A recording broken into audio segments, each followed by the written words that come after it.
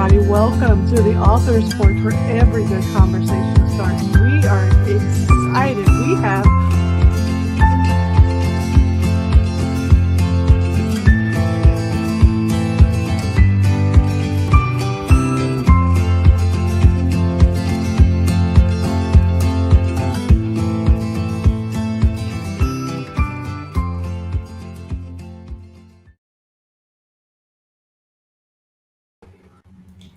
Hey, welcome everybody to the Author's Porch. Welcome Russell Nohelty, bestselling author. How are you doing, Russell? I'm doing great. I love that intro. Like usually everyone does this like really hard beating, like pounding intro. And that was so like wholesome and sweet and nice. And I was like, I'm ready to, I'm excited for it.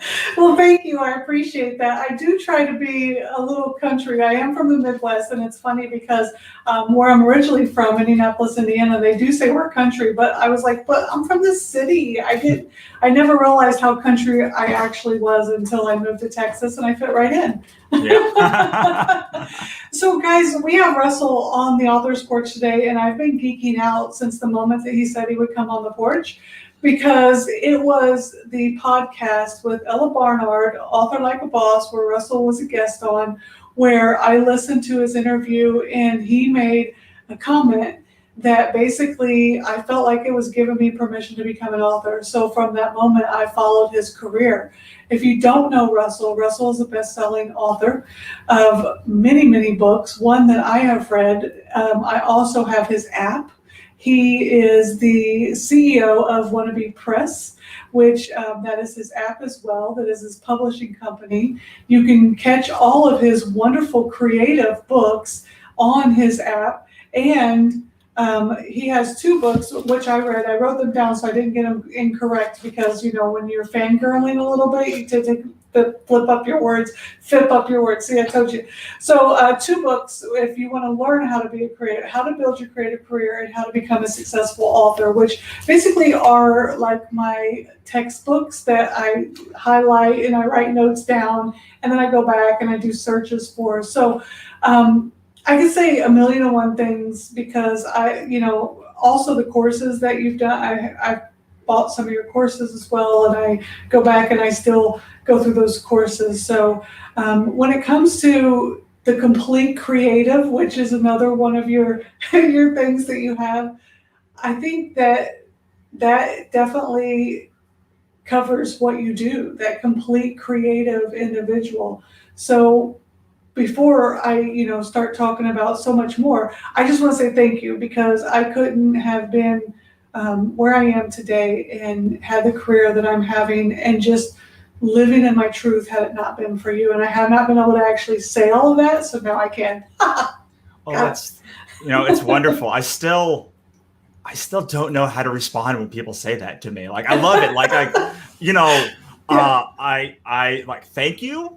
And like, I'm very grateful that it resonated with you, but like, I feel like I don't convey how meaningful it is when people say that to me, because it's like, it's everything, I mean, whether it's reading the fiction books or the nonfiction books, or like to make that connection with another human is like, what, for me, that's what writing is. Like, that's what creating is. Like, creating is about telling a story and relaying that story and having someone light up. And I've done that with courses. I've done that with I've directed movies and TV and novels and comics, and that's consistent across everything. Like, the thing that I'm trying to do is like make a connection with somebody, and that people have used the things that I've said to like build their own career.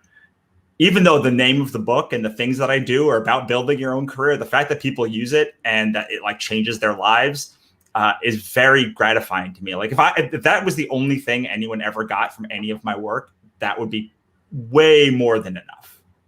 Yeah, and I just had to make it awkward at the very beginning and put you on the spot and do that. So I apologize for that. Sorry, not sorry kind of thing. But I mean, it's okay.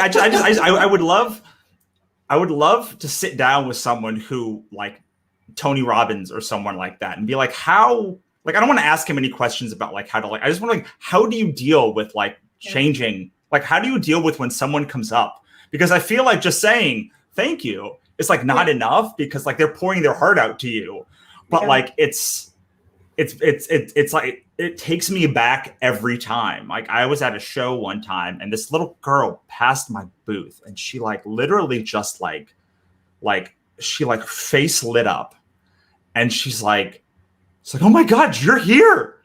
I was like, I don't have any idea how to like, I like it was so meaningful to me. I could think about it like once a week. And she's like, oh, she loved this book. And like, and I was like, I've got more books. Like, I don't know what to say to like make it. It's like, I want it to be meaningful back to like them and convey how much like it means to me. But I end up usually just awkwardly being like, thank you. I appreciate that. And like, it's not that like that's not how I feel inside. It's just like, it's a very hard like tack. And I don't know, like most people don't ever deal with it. Right. Like, so it's hard. And it was hard when I was in sales too, and people would come and tell me like whatever, some deal I did. Cause I was like I'm trying to make a money here. And you're like telling me that, like, you're telling me like that it like fixed your whole business or something. I'm like, that's amazing. But it's hard, but I'm very, very, very honored and grateful. And like, that is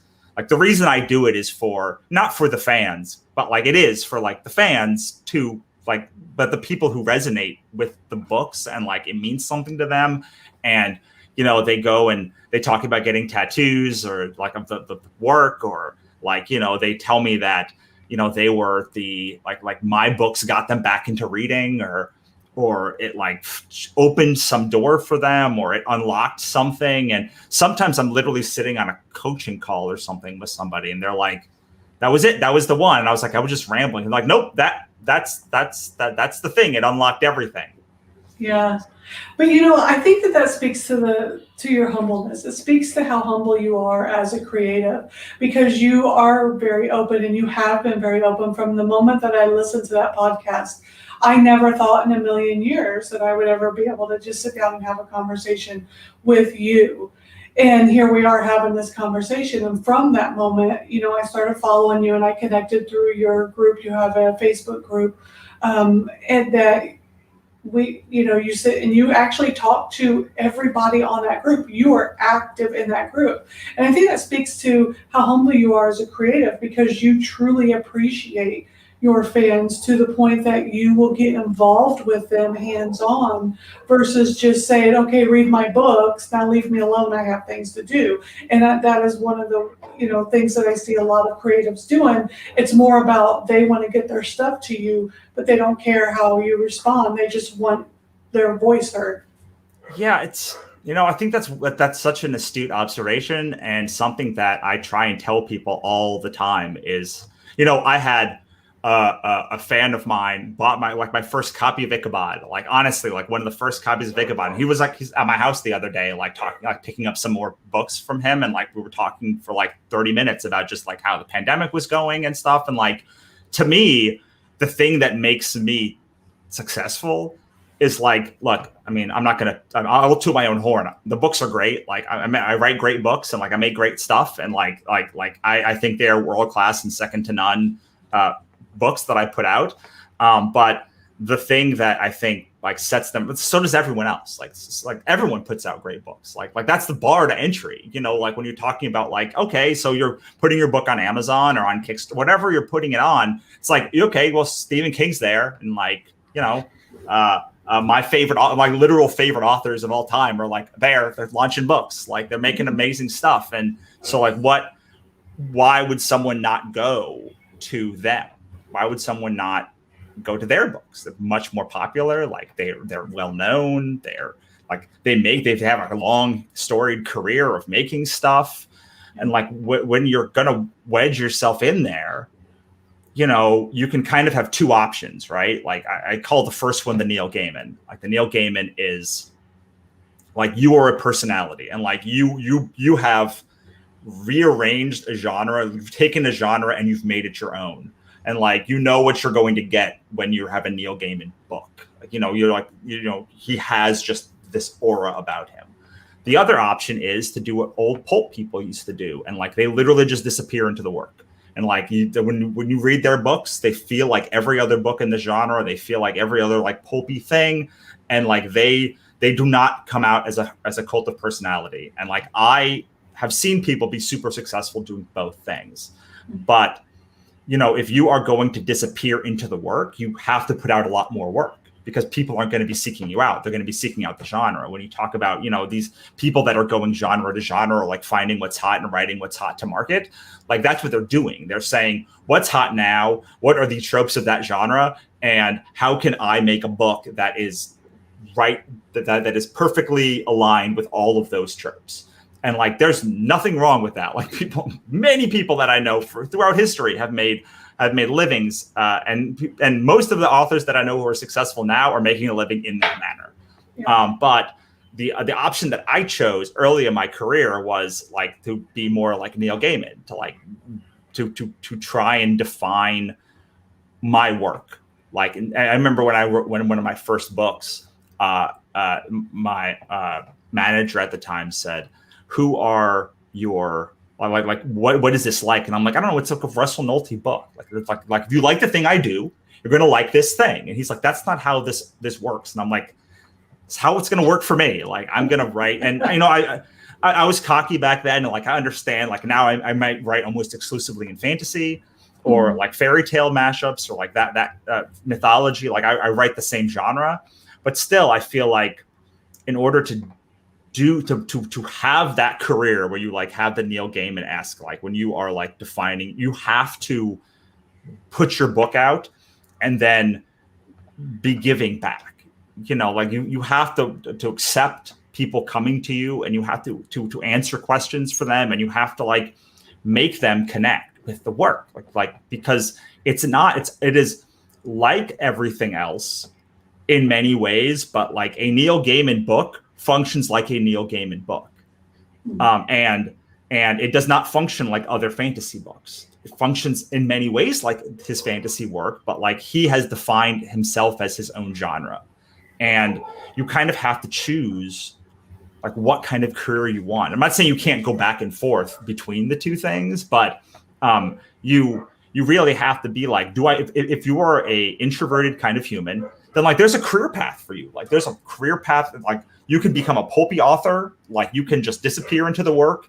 I'm not saying people won't seek you out, because pulp authors also had huge fan bases, like many of them did. So like you can have that, but if you want to like have the Neil Gaiman career, like Neil Gaiman is not like a shy chicken. Like he is out there. He records his own audiobooks. He like speaks, he teaches courses, like he does all of these things. And that all goes back into his ability to like be Neil Gaiman. Mm-hmm. So did you always know in the beginning that you wanted to write fantasy and comic books, or were you trying to find which genre really stuck with you? Yeah, I think that most of my work has been fantasy. I would call myself a fantasy author, but in order to figure that stuff out, I always tell people to like write in every genre, like write everything. Yeah. Like if you love romance, like cool, go write a thriller. Like if you hate thrillers, then great, but like you have no idea. And I say that because I had no idea. Like when I was started as a writer, like I did middle grade books and like YA books, and I wrote a book written all in blog posts, and I did all of this stuff. And I also tell them, like, once you get a genre and like a style, you should still do projects that are outside of that style. Like even if it's all in fantasy, like I can't imagine writing a non-fantasy book in my rest of my career, but I may get one day and say, I really want to write cozy mysteries. And like, if I'm willing to put in the work to build that career, I could do that.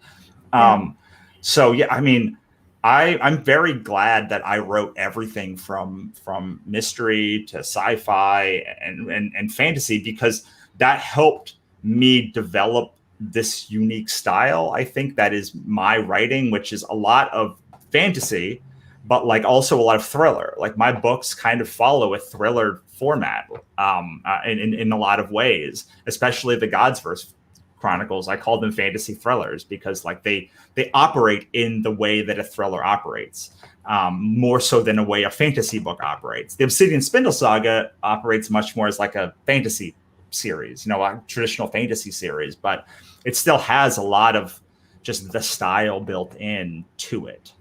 Yeah. So I don't know. Yeah. Yeah. So I've read the first book of the Godverse series. And like I said, I backed one of your Kickstarters because for the simple fact that I wanted to make sure that I got every single one of the books because I was like, okay, I have to find out the rest of everything that happens. And I know you currently have the Obsidian Spindle Chronicles Saga going on right now. And I know that I've seen the cover design for those, which is absolutely breathtaking. And I saw those and I was like, just from the cover, I wanted to read it. That is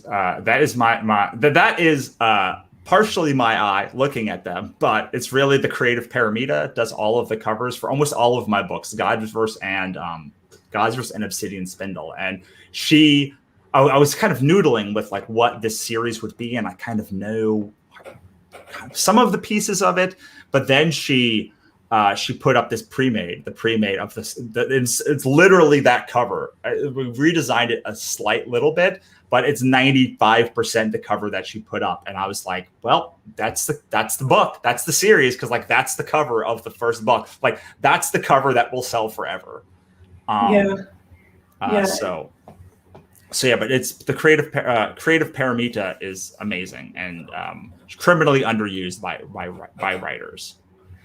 Yeah, I've looked at, because you had suggested in some of your posts before in the group that you have on Facebook you had suggested, so I've looked through a lot of her pre-mades and I'm like, if I start writing in some of those genres that she has, the pre-mades, yeah. I mean, just the cover itself. I mean, without a blurb, without the inside of the book, you could sell a book just from the covers. Yeah, absolutely. And she was a huge part of my redesign for the Godsverse Chronicles, because originally they were in 4 different series and not one big overarching series. And I saw the one that's in Death Followed Behind her, this cover.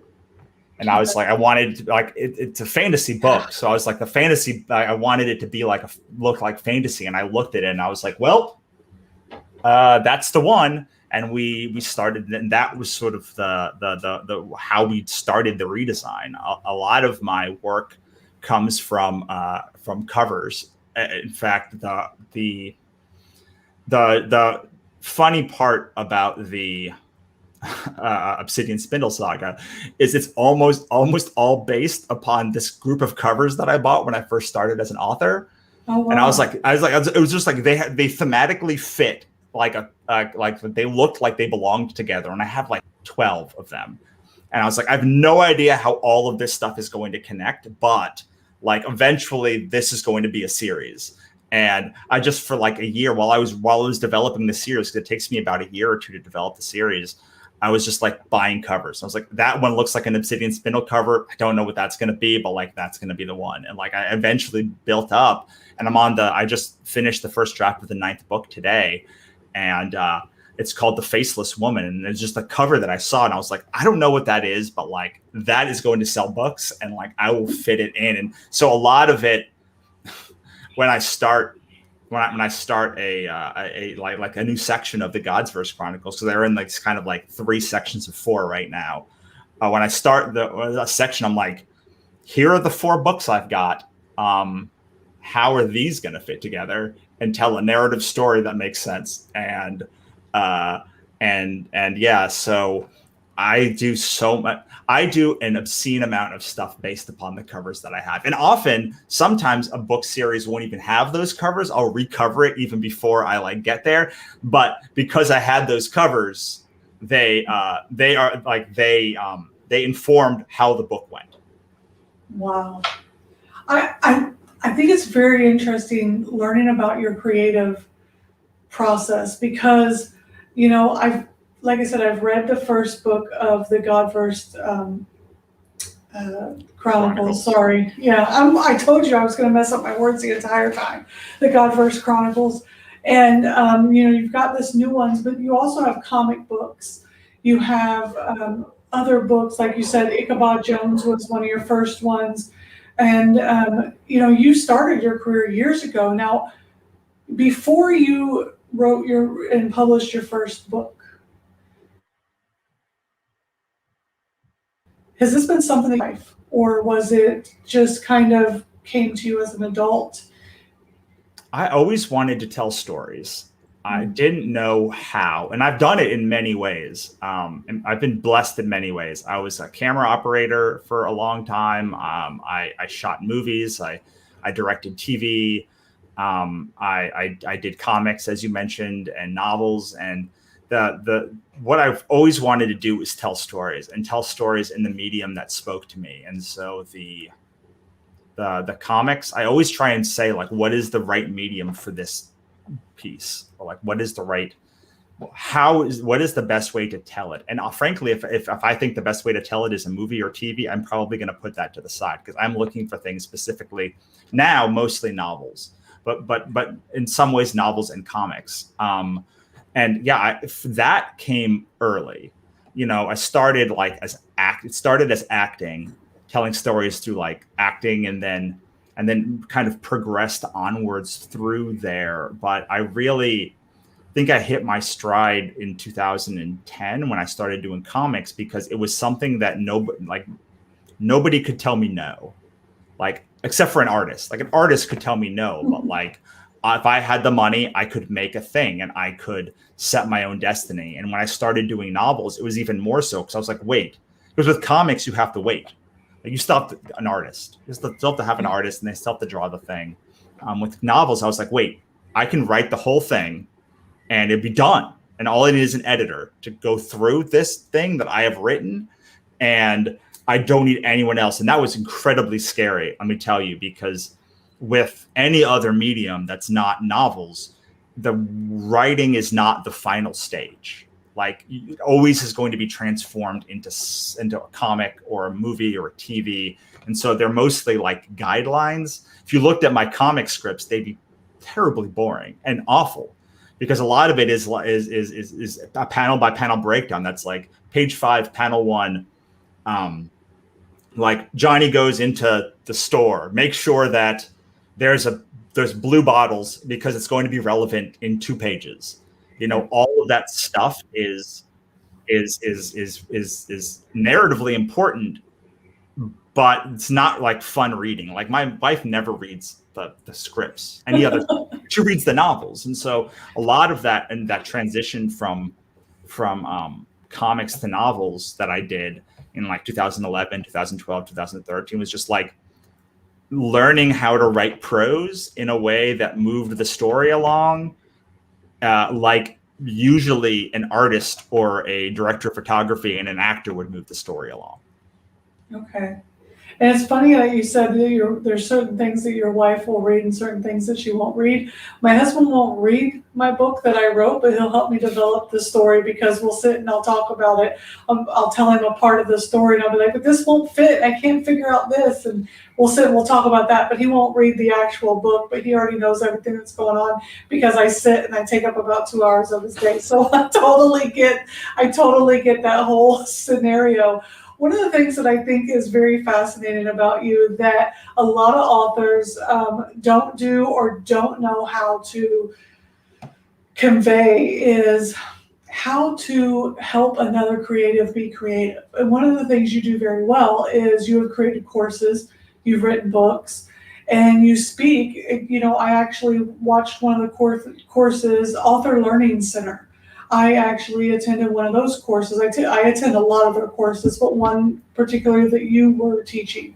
So you go on the Authors Learning Center, and you teach courses. You have your own courses on the Complete Creative website, and on your app as well as your website, you have your books that you've written, and you're very open to let people know, hey, here is how much I made, and this is how I made it. This is how I keep my career. This is how I do this. This is how I do that, so that other people can learn.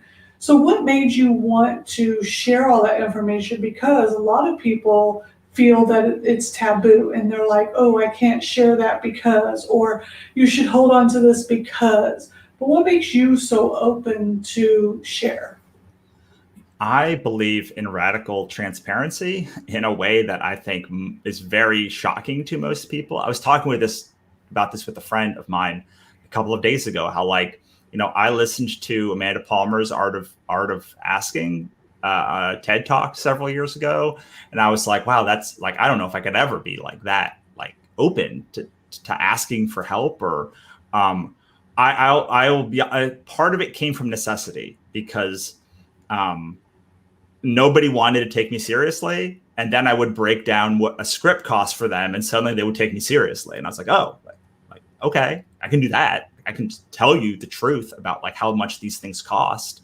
And then people would come to my tables when I started doing shows and would start asking me questions. And I was like, all right, like I'm going to be honest about this. Like it's not easy. And then people would start. And then my friend, when I was started doing this, pulled me aside, or he was by my table. It's like, I have told like 100 people, like they just need, when they're at a show, be on panels, and like that's how you get ahead. And he's like, you're the only person who actually did it. And it's true, like he was successful, and I was just like, try and be on panels. So I started trying to be on panels, and I am not interested in being on panel. I'm not interested in listening to things where like the people just beat around the bush. Yeah. Like I want the nitty gritty details. Like that's why I'm listening to them. And there's an artist, a writer artist named Jim Zub who did it for me. He broke down his comics when I first started, and he like had it on his website. And I was like, that's how I think a creator should be.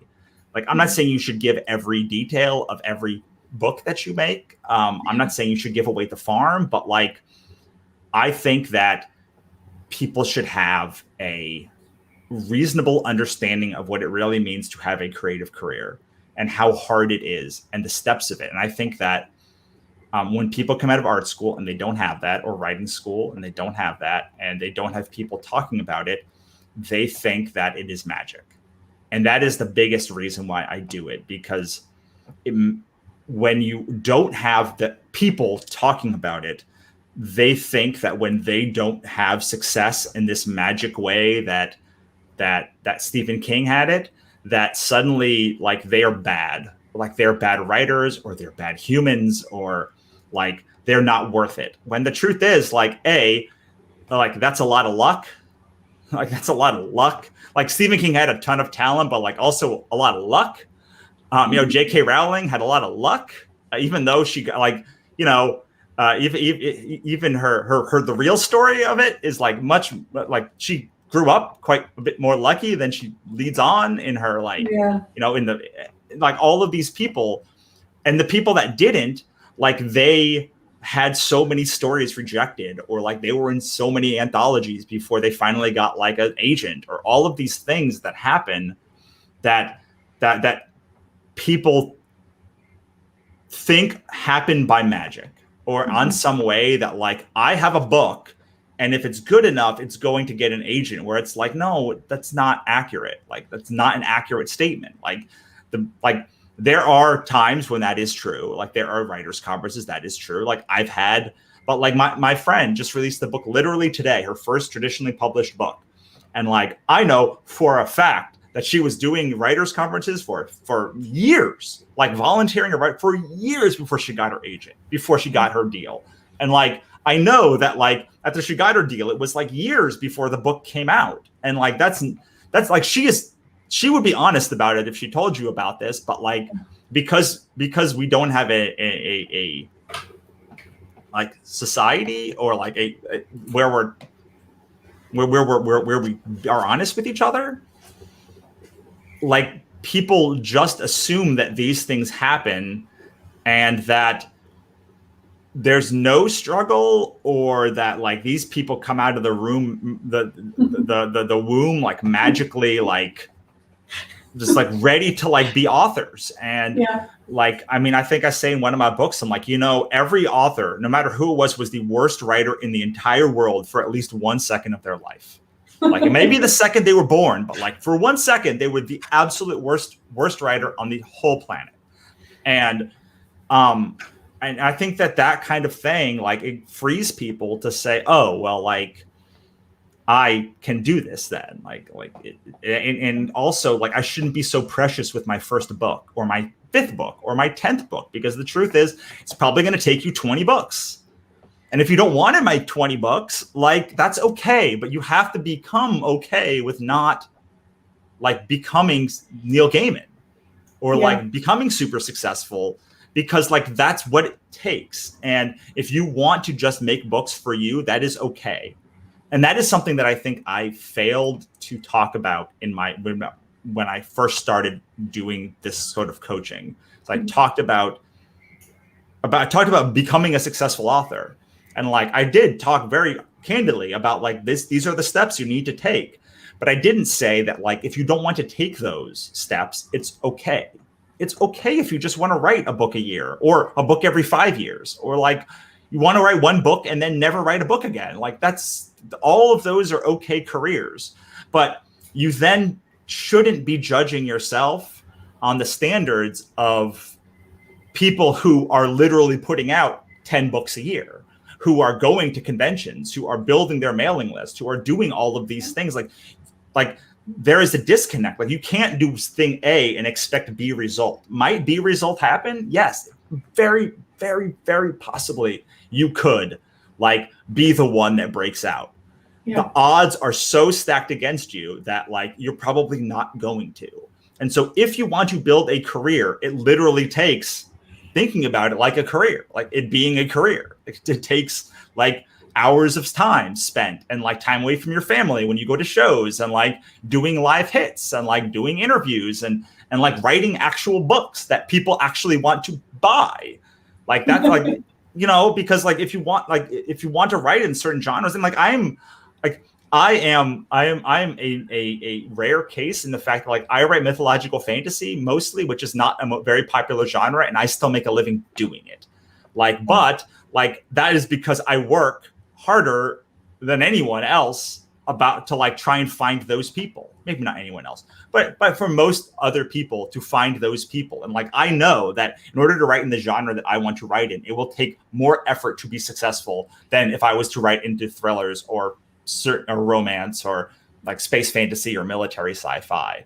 And I started doing it to like get access, and I kept doing it because people would tell me that it was like that it was important, but they also like were wholly naive as to, and not just wholly naive, because like naivety has some uses.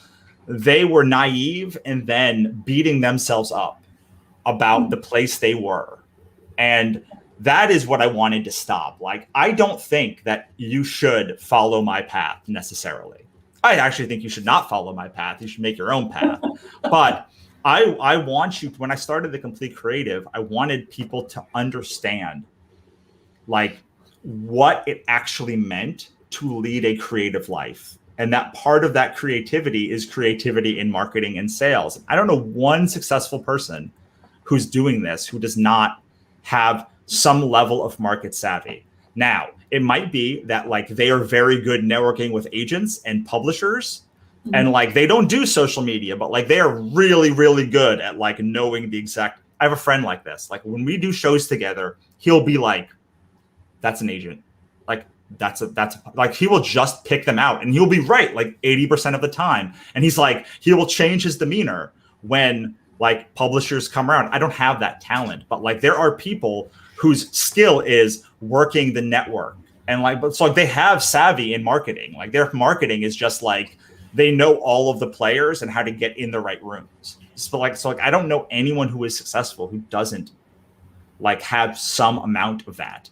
And of course, I mean like successful in like the traditional sense of like they make a living on their books and like they are well-known authors. Like not like if you consider success writing a book and finishing it and 10 people buying it, like that is great. My only thing recently has been like, you can't then judge yourself on these other actions. In fact, like I don't run any ads because I know that if I ran ads for the books I have up right now, I would get clobbered.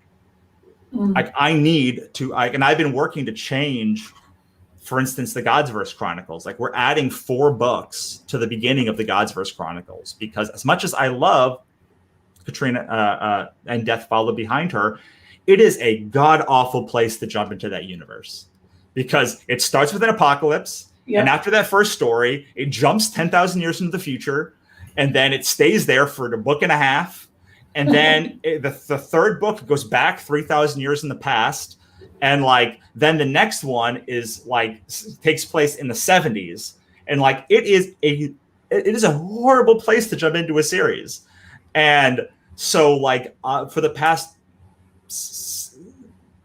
10 months or so, I've been building out books before the book 5 that are easier entry points into the series, that like will allow people to say, oh, this book follows this character, and the next book follows one of the supporting characters as the main character, and the same thing happens in the 3rd book, and then the 4th book is a team up book, and then you get into book 5. So it's like, it's just a much easier way to get people into the series, because we all have these issues. And that's why I guess that's not in a nutshell, but like, that's why I do it, mainly because A, nobody else is doing it. Yeah. And B, like, it is a detriment to all writers, including successful writers. Because like, for me, like, people are like, oh, you had these great Kickstarters. I'm like, yeah, let me show you my balance sheet so I can show you that like literally every dollar I made and way more goes out. Yeah. Like, so like, and that was another thing that I did with the Kickstarter when like I started being really successful. I was like, this is not, because people would come to me and be like, oh, well, now you're Mr. Successful Pants. I was like, no, let me show you like the breakdown of this book and like what it really cost, and like how I'm actually in the red, and like why I'm at this show right now is because like, you know, I have to make this amount of money to eat this month. So yeah, I mean, there's all sorts of reasons, but I guess now that I'm talking it through, probably the reason I do it is so people stop beating themselves up about where they are in their career. Yeah, you know, I have a lot of people that I talk to. Obviously, I'm a talker, but with the show, and they ask me, why am I not getting the sales? Why am I not getting the sales? And I ask them, and I tell them, because I've read their book, and I say, your book's good. It's not the book. What are you doing other than writing the book? And I say, have you done anything other than write the book and put it up? And they're like, well, I don't really know this, and I don't really know that. I said, okay, well, if you don't know social media, then hire a social media marketer or watch YouTube and learn it. Everything that I've learned, I've either read from one of your books, I read from one of Ella's books, I have read from another, watched a YouTube video. Everything I've learned is because I've researched it and I've decided to go out there and learn it. Right.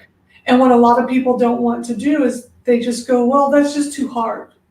Okay, well then in a place where Amazon is dominating the world in book sales and anybody can publish a book, you just have to have enough information to put on the pages and put up there. Right.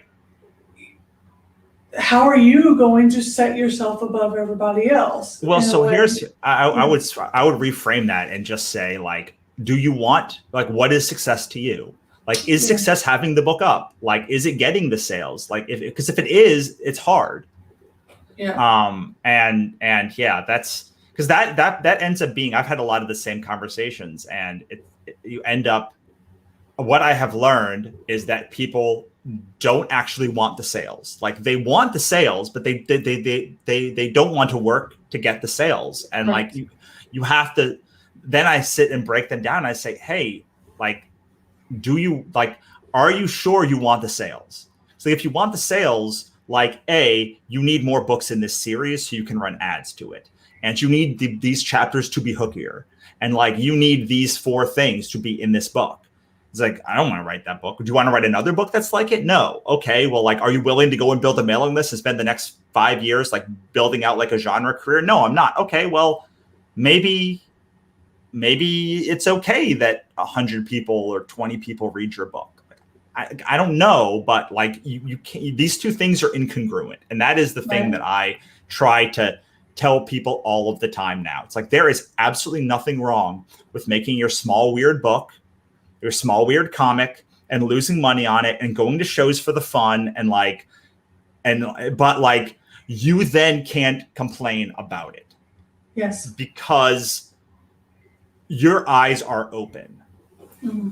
And often it takes a long time. Like, I am surprised at how many times people will bang their head against a wall before they actually ask for help, or like that they're ready to get help.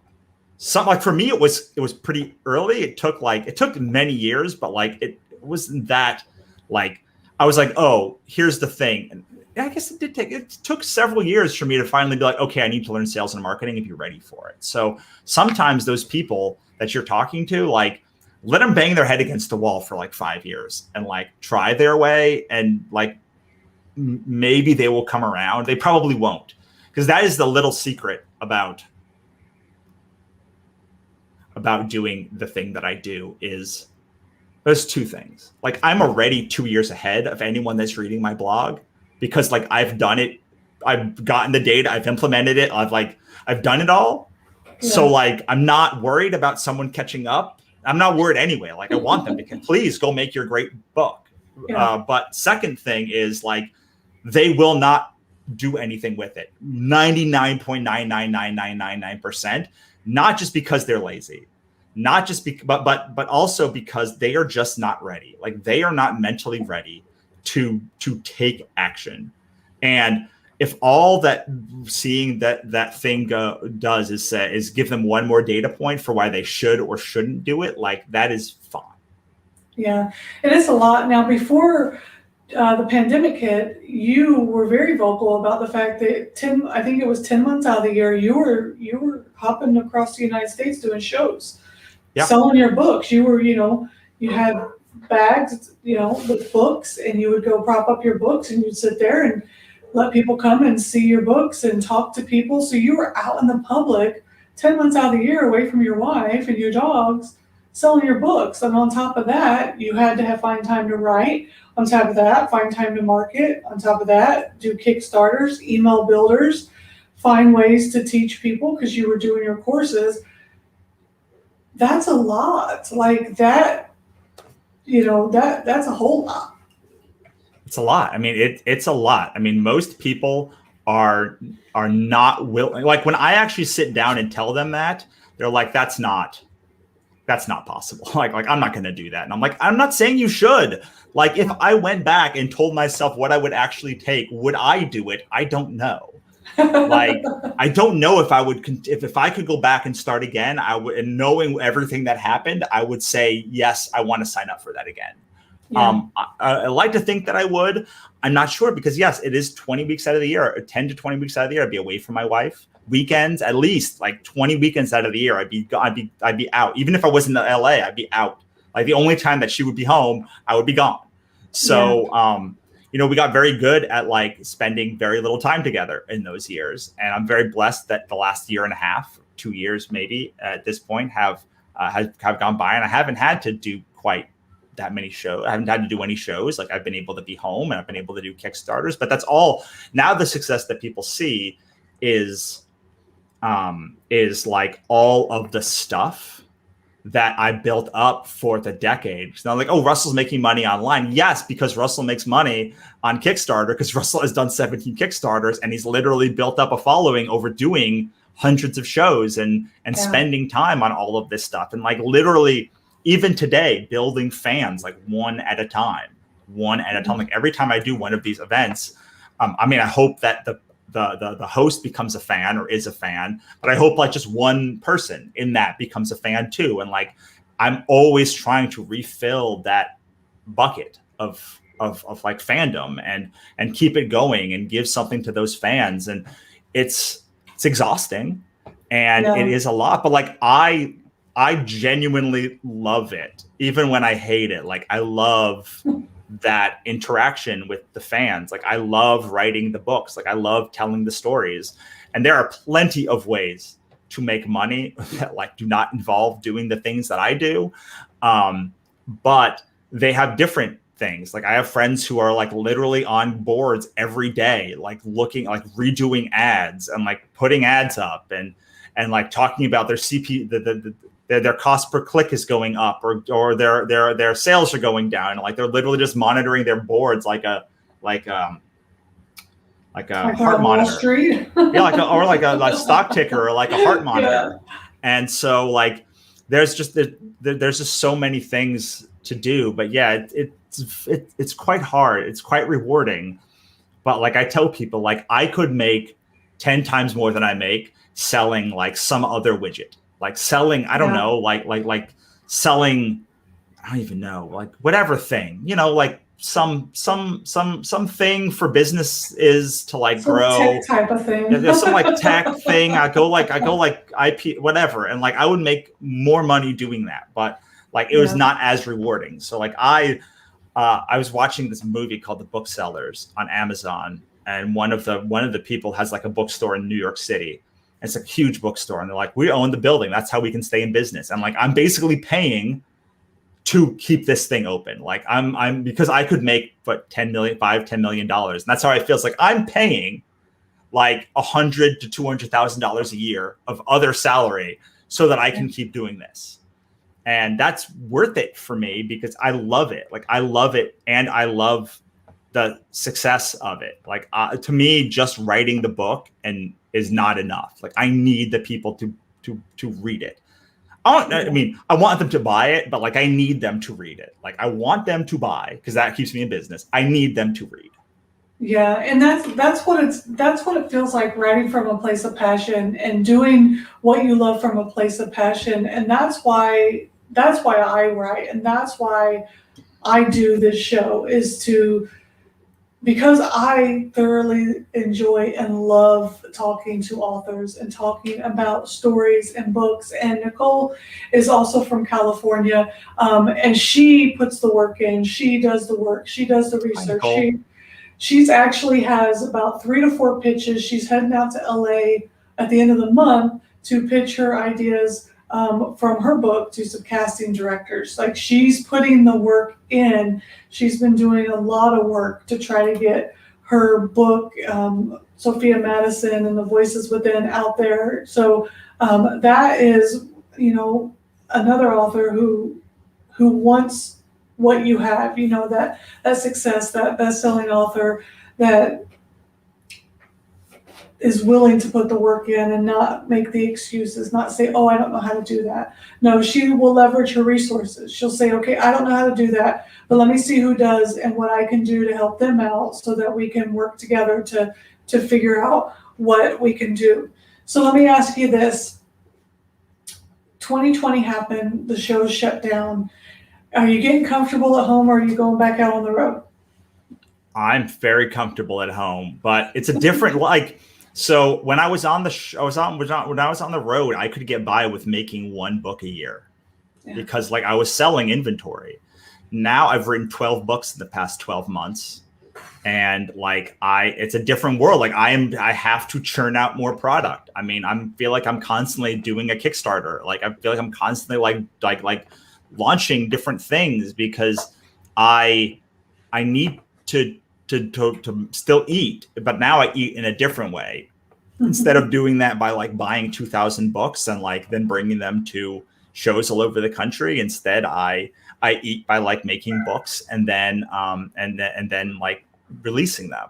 So it's just it's different. I prefer the mental space here where I am now because it allows me to sit in my office instead of being on the road, and it allows me to not be tired half the time. And so yeah, I think what's probably going to happen, because the other side of this is I've got 7,000 books in my garage, and like I got to sell them somehow. So I'm probably going to like go to shows for a while because I got books to sell. That's a lot. Yes. I think there's still some of my books I don't even have one of. That's how horrible I am. I know I should have at least one of all my books, but I don't. There's some that I don't even have one of.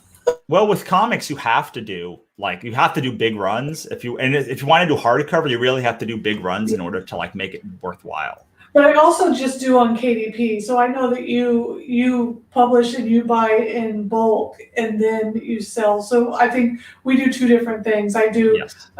we do totally two different things. So I don't have to have a stock. I do it as inexpensive as possible to try to keep my margin down because I haven't made it to your level, but I am shooting for the stars. I'm doing my first email builder, which I've learned how to do because of you. And then I will work my way up to doing a Kickstarter one day. I've never been to a show.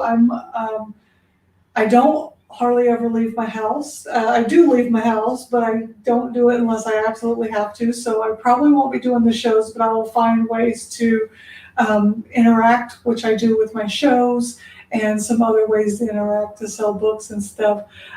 So let me ask you this. If you had one piece of advice to give to an author, and I will tell you the advice that gave me permission to write my first book. So I wanted to write a book since I was a kid. And finally, I retired from the military in 2017. And I said, you know what? Nobody can stop me now. I'm a free bird. I can write a book. But I was like, how do I do this? So a friend of mine told me about podcasts. Yes, I was I was 39, didn't know nothing about podcasts. And so I was like, okay, I just typed in the word author. That's how I found Author Like a Boss. And it was your episode that I listened to. And when you said, you're going to suck until you don't. And then I was like, oh, so I can write a book and it can suck and then eventually I'll get better and that's okay. But if I don't write the sucky one first, I'm never going to write the good one. Okay, so that was the advice that you gave me that gave me permission in a way to write my first book. And I'll tell you, that very first book was a children's book. And it is horrific. I even hand drew every single picture in the book and they're worse than a kindergartner's. The spelling is atrocious. The formatting is atrocious, everything. But I love it more than anything. So what other advice? You can't give that advice because that one I tell everybody. And I tell everyone that Russell gave it to me. So you have to give some other advice if you don't mind, please. Okay. So other And advice. we've got people listening. I know. Now I'm like, because that's usually the one that I give. All right. So I'm trying to give something I didn't give already in the book. I'm going through like my books as like the thing as. So here's the real skinny of it. Like no one can tell you what kind of career you should have. Like there's 1,000 ways to be an author. And most of the authors that you know who are successful are working a second job as well, or no job. Like maybe they're on a trust fund, or like maybe they're housewives and like that's their job, or house husbands and that's their job. Or so like just because that you see someone's success doesn't mean they are actually successful, like in the way that you think they are. Because most people think that like if you see a book on a shelf, it's like, oh, this guy is or woman is like they're rolling in it, or like they're doing this full time. But most authors, most creators are doing this in their spare time. They're doing it because they love it. And like that is a valid way to exist. Also, a valid way to exist is to do this full time. Another way to exist is to do it once, like do it one time and then decide you don't like it. But you won't know if you like something until you try it. Like just do it and like suck at it, become good at it, like do it enough to become so obsessive about it that you want to do nothing else, and then 3 months later say, oh, I don't want to do this anymore. That is the advice I give, because it allows you to try different genres. And we spend so much time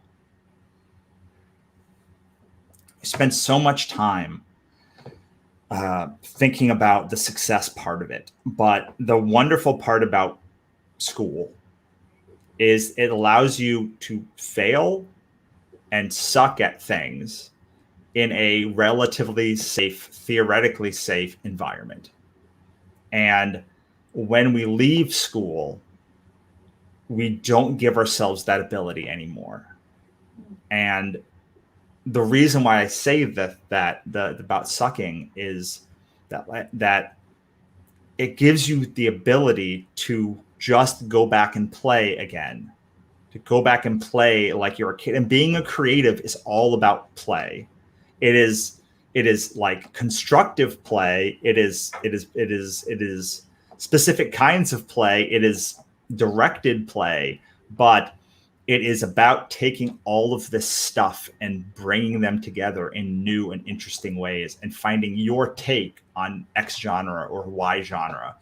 And, you know, if you're not trying this and you're not then finishing books. So like great thing you said, like you finished that book. It was horrible, but you finished doing it. And like you made it to the best of your ability and you learned all of this stuff.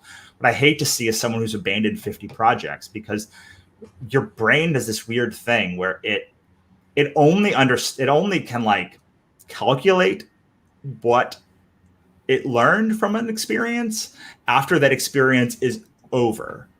I remember writing the How to Build Your Creative Career, and when it was done, when I'd finished the final pass, I was like, oh, so that's what I think about how you build your creative career. And like, it was done. And like, it was such a clarifying moment, because I had spoken about my podcast and all of this stuff for years. Like I'd been doing a podcast for, I think, 18 months before this. And I'd done like 100 to 120 or so episodes.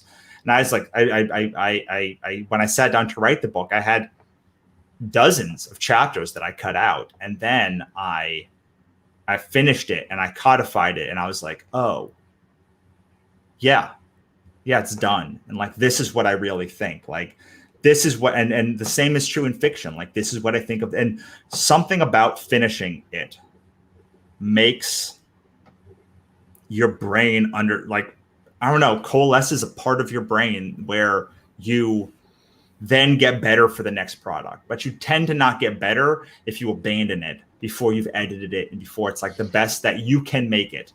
That being said, do not spend so much time editing that project that like you don't do other things. Like give it a few passes, like learn your lesson and then move on to the next thing and move on to the next and try everything. Just try as many things as you can. Like try writing a screenplay, try pitching to agents, try like working with Hollywood, try like negotiating contracts, like just try everything, because you're going to find there are things that you don't think you like that you really do like, or things that in school they beat out of you, which are really super interesting. Like, you know, it's hard to be a writer without liking history. It's hard because like even if you're writing a contemporary book, like history is there. Like if you don't like social issues, probably not going to like that. They're all like every interaction is social issues between two people. Like you have to like it's sort of part and parcel to doing it and like reading newspapers and things to get ideas and reading books to read ideas. And that's another thing. Like, look, I'm going to say something. It's going to piss some people off. But like, if you are not reading, you are not a good writer. You just are not. Like you will plateau. You might have one good book, but like if you are not reading in your genre, you are not going to be a successful writer. It just will not happen. Maybe one in a million times. But the people that I know who are successful read as much as they write, more than they write. And mostly it's because writing is breathing out. And if you breathe out too much, you have no air and you die. You must breathe in. You must consume, because the consumption is how your brain keeps going. Like to me, that's what writer's block is all about. Like writer's block is either your brain saying, I don't like this idea and you should not do it, or feed me more stimuli so that I can make more ideas flow, or this problem is too hard and we should break it and go to bed. and then over the night we will sit on it. But all of that sitting on it and coming up with the ideas is you having consumed 50 books of like not just fantasy, but like reading news and listening to podcasts, and all of those things all are going to seep into your brain. And if you're not doing that, like, you might have some good stories, but it'll be very hard to make a career as a writer if you are not a reader. In fact, I will honestly, if someone tells me they're not a reader, I'm like, then I think this conversation is done. Because like, if you're not willing to read, like, you're never going to be able to do the work necessary to write the books. And also, you will not understand the format and structure and language of books, so you will not be able to convey that.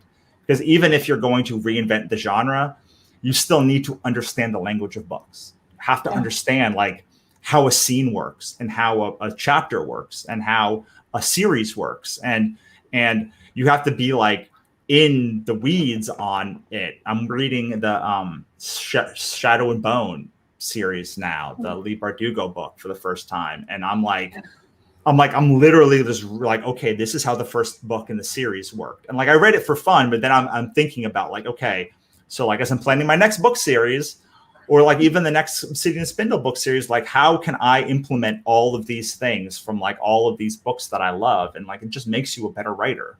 Yeah,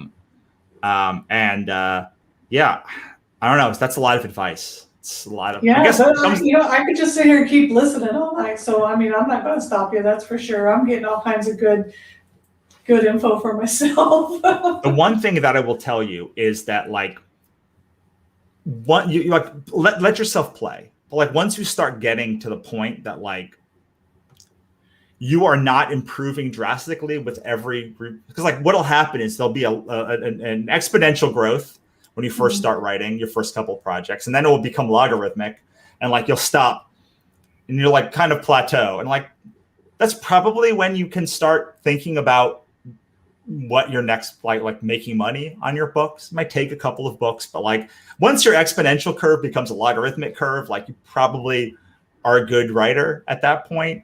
Like I fear saying that, but like if you want to have like, what is the moment that I should start moving from like allowing myself to playwright to actually thinking about having a career as a writer, I would say it's right about like here, when this curve starts narrowing off and you're not improving a ton the next time. Once you are at that point, just throw everything before that in a box or something. Like come back to it later. Just like there's a reason that we don't like tout our master's thesis in like it doesn't become a part of our thing. It's like a thing that we did before. That's like the break. It's like, okay, now I can do things.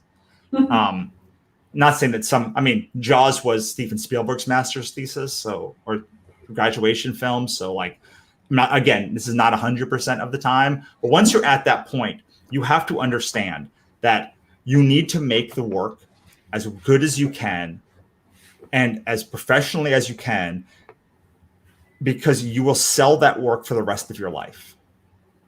And as someone who has bought a bunch of my books and things, I can tell you, I only made that book once. I made that book one time. Like, people find it today, but like some of these books I made 10 years ago. Ichabod #1, we made 10 years ago. And I'm still selling it today. Wow. And it's hard to understand that when you are at the beginning of your career. Yeah. But when I'm telling you that 10 years goes by pretty quick. And if you told me that 10 years ago I would still be selling Ichabod, and I'd still be selling Katrina, still be selling, I probably would not believe you, because like I wanted those books just done. But now they become calling cards, and like I can literally use that for the next 20, 30 years of my life, and whatever generations past, if my nephew and niece want to like continue that world as well, like they become so much more important than you can imagine. So again, I'm not saying you should go through 500 times, but I am saying like get the good cover, get the good blurb. And if you don't, then guess what? It's okay, because you can always recover and reblurb something. I know I've done it a bunch of times in my career. I love all that advice. This is one of those videos that you just, download and keep in your arsenal of information. I felt like I was in a coaching class, and anyone that watches it can just watch our little session. So let me ask you now, what projects are you currently working on or you have coming in the near future? Well, right now you can go to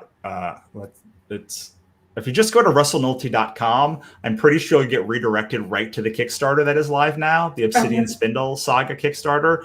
It is, I think, the best work that I've ever done. Comics, novels, movies, anything. I think it is the best work, singular piece of work that I've ever done. I think that if I had to put money on a project that will outlive me and will be the thing that I'm remembered for, like, I would bet it is the Obsidian Spindle Saga. That's how, and I've made a lot of great books, but I would bet that is the one. If you have to get only one book series, the reason I say that is the Godsverse Chronicles, which I also love, and like is probably currently the thing that will define my legacy. The 3 books behind me on the, Ichabod, Godsverse Chronicles, and Cthulhu are currently the books that define my legacy. But they were written quite a long time ago. When I was a much less mature writer than I am now. And they are, while wonderful, much simpler in their construction. Mm-hmm. I really kind of showed off in the Obsidian Spindle Saga. Like, there's always 4 to 5 storylines in every book that all intersect together and like weave like a coherent story from them. And then every 4 books tells a coherent narrative so this section is called the Dream Realm. And the next section will be called the Fairy Realm. And then there's the Celestial Realm, which I'm writing now. But so it's about a girl who who falls into a diabetic coma and wakes up in a place called the Dream Realm and has to make it to the Obsidian Spindle, which is the most powerful object in the universe, and entreat with the fates to get back to her body before it dies. And she's stuck in the Dream Realm forever. She's joined on this journey so she's the Sleeping Beauty. The first book is called The Sleeping Beauty. She's Sleeping Beauty. She's a woman comes to help her called the Red Rider, who is Red Riding Hood. She is opposed by Nimue, who is also the Wicked Witch.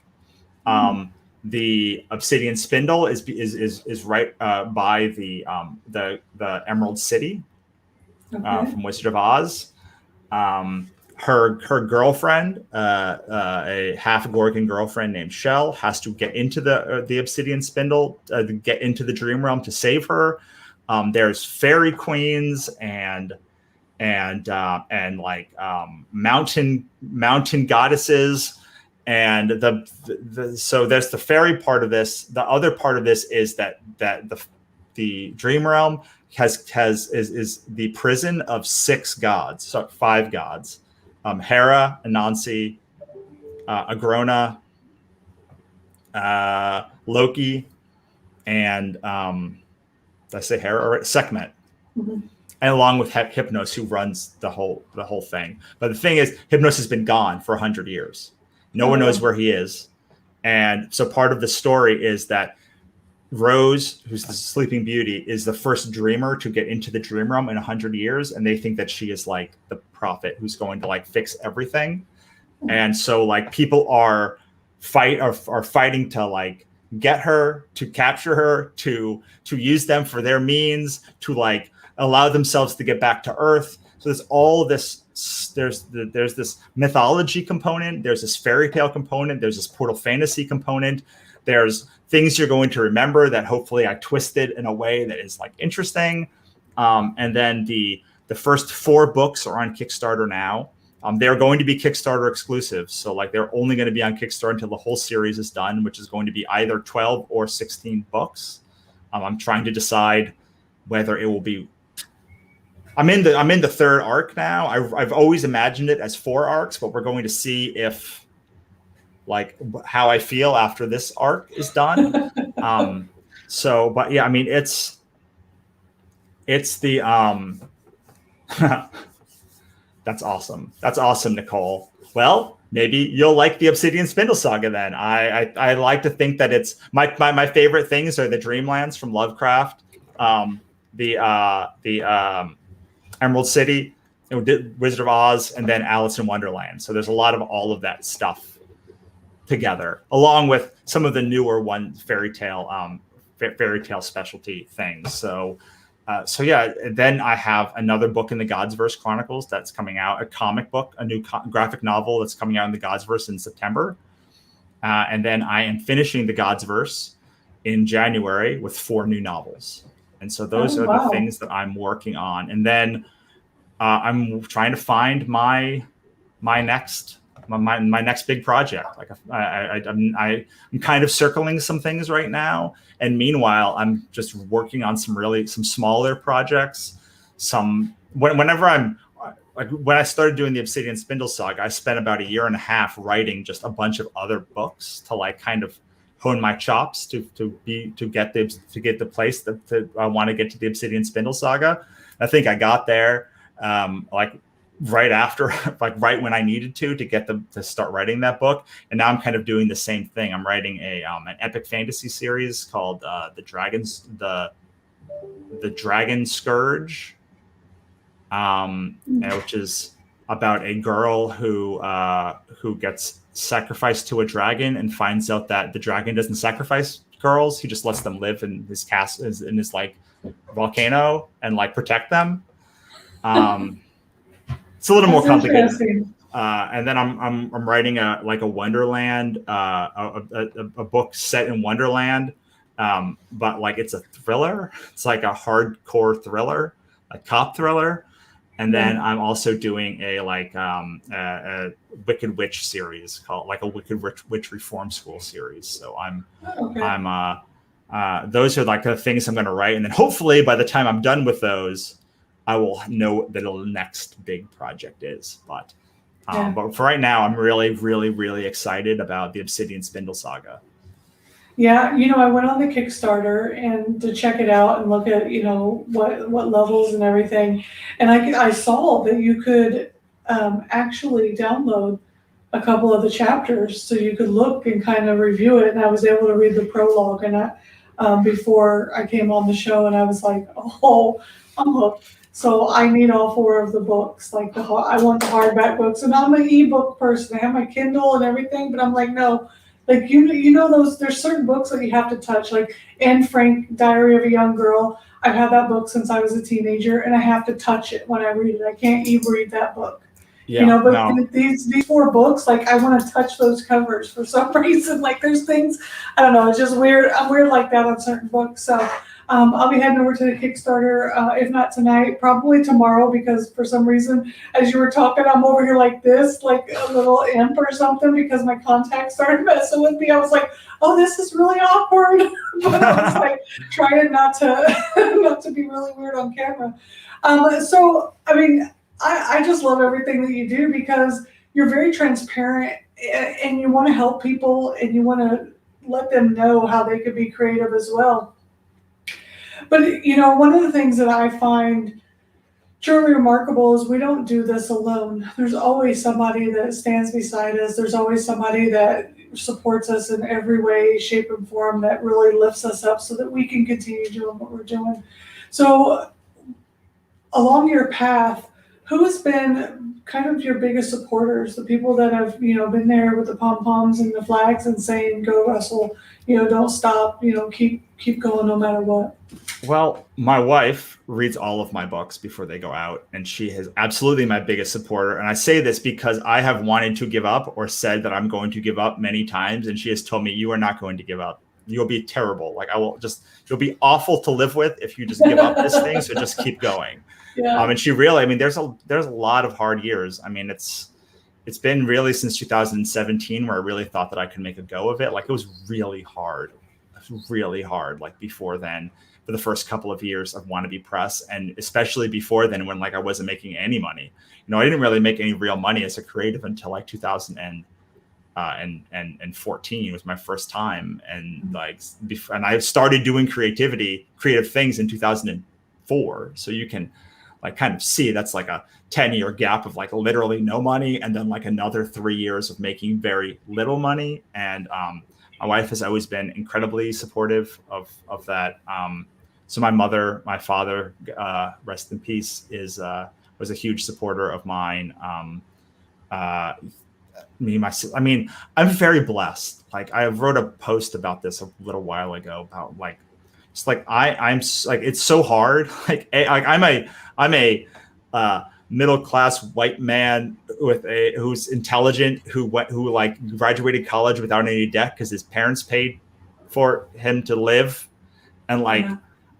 I married a woman who like was very supportive, and like it's still almost impossible. Like even with all of those, like even playing the game on like the easy setting, but like I have communities, I have friends like you who are incredibly supportive. Like, I mean, it's hard to say. If I had to, like, my wife is definitely number one because she's put up with me since 2004. And she's been married to me since 2008, way before I even had the conception of like back when I was making bad movies instead of good comics. Like she was still believed, and she like I'm not lying. She would tell me like, you are not quitting. She did tell me like, go get a job at some point. So like she's not like always like, I did go and get jobs, and like she was support. She told me that was what needed to happen. But like since 2015, like that's my barometer. It's like if she's ever like, you should probably go get a job. Like I'm gonna be like, all right. Like I think you're probably right. I think this is probably 5 years too late, but like I've ridden this magic horse for as long as I possibly can. But yeah, I mean my sister still buys most of my books on Kickstarter. My mother, my dad was drawn into a book, like one of our books. Two of our books, both Katrina and Ichabod. So it's pretty incredible to have such an amazing support system, and I do not take it for granted. That's awesome. I'm glad that you have that. Not everybody has that, but even when you do have that, it can definitely be difficult. And I'm glad that you have that, and it shows, by the humbleness that you have around you, that they're a great support system. But before we end the show, do you have any final words for anybody or anything that you want to discuss before we head out for the night? Because I know I got to let you go, because if you don't get dinner, your wife's going to come in here and go, CJ, you need to stop. She will. She will do that. I think if my career has shown anything, it's that like, if I can do it, anyone can do it. Like, I've never considered myself incredibly like smart or incredibly like talented. I've worked at it. And granted, like I've had a lot of breaks, I've had a lot of good breaks in my life. But I truly believe that like, like I think that Neil Gaiman was kissed by God, like with like how he just able to write the way that he does. I know he works really hard at it. And like, there's just some people that like, you see the way that they write and you're like, I don't know how you did that. Like, that's just like another level. But like, I've never been that writer. Like I've been like a creative writer who never lost the creative spark, who was able to nurture it, partially because of the support system that I have, but was able to like keep the fire burning for long enough for it to take shape. And I guess that's a good final thought. It's like it's been almost 20 years of me doing this. Wow. My God, it's been almost 20 years of me doing this. It's been almost 20 years of me doing this. And the thing that I think that determined my success the most was my ability to protect the fire from burning from going out when everything was done. And sometimes it did go out. Like, I'm not gonna lie. Like, sometimes it went out and luckily it came back on. But it's a very precious thing, and something that in my life I've seen most people don't nurture it, don't have it, and they give it up. Like we all have it. Like we all have that creative spark, I think, when we're kids. Like I've never seen a kid who's like not creative on some level, like whether it's music or less like drawing doodles or like whatever. Like they're all like creative in so many ways. And I think that the world is built to break that burn. And like if you've got children who are creative, like just help them nurture that, or not even like I'm not even saying nurture it. I'm just saying like don't let it burn out, because it's a rare gift for someone of my age to still be able to have that creative spark, to be able to have nurtured it until it became a flame that could support me and support, be a contributor to our life. But yeah, the like when I think of burnout, what I think of is the candle that is inside all of us, like burning out, and like hope. And so, self-care, like make sure that you are like taking care of yourself, make sure that like you are nurturing and nourishing your heart and your head and your relationships, and just do everything you can to protect that flame, because it's precious. And if you lose it, it's real hard to get it back. Yeah. Don't ever lose that hope inside of you to continue following your dreams. Russell, it's been an honor and a pleasure having you on the show tonight. I've learned even more than I've, learned in the past 3 years, well, going on 4 years since I started writing my very first book, from that fated moment in my car driving home from the community college that I, by chance, happened to get a job after I retired from the military after 20 years. And it's been an honor just being able to have a conversation with you tonight. Thank you for what you do for other creators. Thank you for being the humble human being that you are. I have you on my Facebook and on my friends list, and I watch you, not stalkerish, don't worry, I'm not a stalker. Most people will say I'm not, don't worry. But I see the posts that you make about the human ability, about human beings as a whole, and I see who you are as a human, and I appreciate that. And as an author, I appreciate what you bring to the table, the books, the creative side, the business side, and there's just so much to learn from you.